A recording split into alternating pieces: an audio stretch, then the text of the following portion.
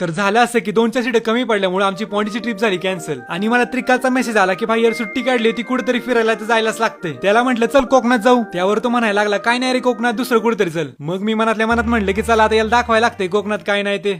तर नमस्कार मंडळी, मी गौरव आणि स्वागत आहे तुमचं काय नाही रे कोकणात या सिरीज मध्ये. बॅग तर काय भरूनच ठेवली होती, ती उचलली, अंगावरच्या कपड्यावरच घर सोडलं आणि लालपरीने पुण्याला आलो. कोकणात फिरायला जायला गाडी रेंटवर घेतली होती. सोबत होते त्रिकाल, श्रुतिका आणि विशाल. ऍक्च्युली आम्ही सर्वजण गेल्या वर्षी हंपी कोकणाच्या ट्रिपला भेटलो होतो. रात्रीचा प्रवास करून कोल्हापूरचा अनुस्कुरा घाट उतरून राजापूर मार्गे सकाळी 5 वाजता आम्ही कुणकेश्वरला पोहोचलो. दिवस तर काय उजाडला नव्हता म्हणून सकाळ सकाळी फ्रेश व्हायला आम्ही रूम शोधायला लागलो. सुट्टी असल्यामुळे रूम तर काही भेटली नाही. पण मला सांगा, ज्याचं मन साफ आहे त्याला आंघोळीची काय गरज, असा मनाचा समज घातला. तोंडावर पाणी मारून फ्रेश झालो आणि दिवस उजाडल्यावर महादेवाच्या दर्शनाला कुणकेश्वरच्या मंदिरात आलो. तसं तर कुणकेश्वरचं हे शिव मंदिर फार पुरातन तर आहेतच, सोबत शिवरायांच्या काळात त्याचा जीर्णोद्धार देखील झाला होता. महादेवाचं दर्शन घेऊन मंदिराच्या दक्षिण दरवाज्यातून आपण जसं बाहेर होतो तसा समोर अथांग पसरलेला समुद्र नजरेस पडतो. सकाळच्या आल्हाददायक वातावरणामध्ये त्या समुद्राच्या मंद लाटांना पाहून मन जास्तच प्रसन्न होतं. बाय द वे, कोकणातली ही आपली पहिली सिरीज आहे आणि माझ्यासाठी ती खूप खास पण आहे. त्यामुळे ही व्हिडिओ तुमच्या कोकणातल्या मित्रांना शेअर करायला अजिबात विसरू नका.